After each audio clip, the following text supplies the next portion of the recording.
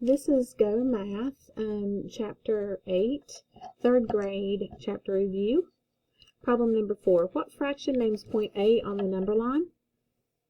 Point A is the distance from 0 to 1/6. Number 5. Jamal folded this piece of paper into equal parts. Circle the word that makes the sentence true. The paper is folded into, and if you look, it's into 8s because it's in 8 equal parts. Number 6, Caleb took 18 photos at the zoo. 1/6 of his photos are of giraffes.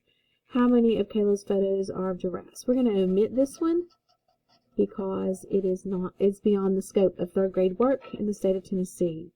If you're not in Tennessee and you want to know the answer to that, 1/6 of 18 photos is 3 photos. 3 teachers share 2 packs of paper equally.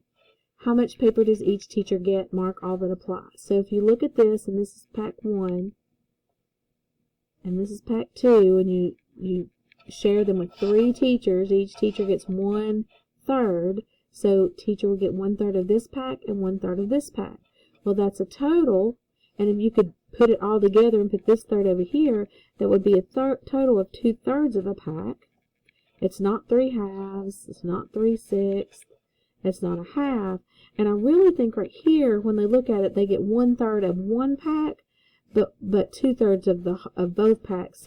So even though it says mark all that apply, this is the only correct answer, unless they would change the wording here. 1/3 of each pack would be a correct answer, but the way it's worded right now, B is the only answer. So that's the end of part 2 for the chapter review for 3rd grade, chapter 8, GoMath.